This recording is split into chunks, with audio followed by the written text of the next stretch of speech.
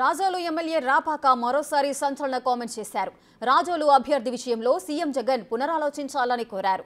తనను అమలాపురం ఎంపీగా వెళ్లమంటే వెళ్తాను కానీ రాజోలులో గెలిచే అభ్యర్థికే టికెట్ ఇవ్వాలని కోరారు. ఇటీవలే టీడీపీ నుంచి వైసీపీలో చేరిన గొల్లపల్లి సూర్యారావు అభ్యర్థిత్వాన్ని రాపాక వ్యతిరేకిస్తున్నట్లుగా సమాచారం. ఆయన గెలిచే పరిస్థితి లేదంటూ రాపాక కామెంట్ చేస్తున్నారు.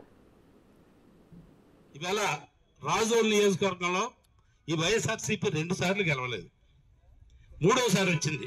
3వ సారైనా గెలవడానికి జగన్మోహన్ రెడ్డి గారు ఆలోచన చేయాలి.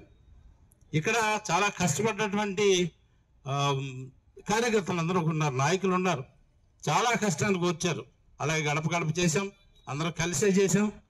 అన్నీ కూడా ఇక్కడ ఏ కార్యక్రమం చెప్పినా ప్రభుత్వం ఆదేశించిన అన్ని కార్యక్రమాలు చేసాం.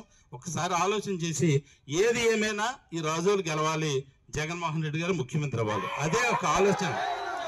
నాకే ఇవ్వాలని నేనేం చెప్పను, ఎవరికి ఇచ్చినా రాజోలు గెలిచే విధంగా మాత్రం ఎవరైతే గెలుస్తారో సర్వేలన్నీ చేయించుకుని ఎవరు గెలుస్తారో వారి టికెట్ ఇవ్వండి. అంతేగాని నేను నాకేమని కూడా నేను చెప్పను. మీ సర్వేలో ఇతను గెలుస్తాడు, ప్రజలు ఇతను అయితే ఓటు వేస్తారు అనుకుంటే అతనికే ఇవ్వండి.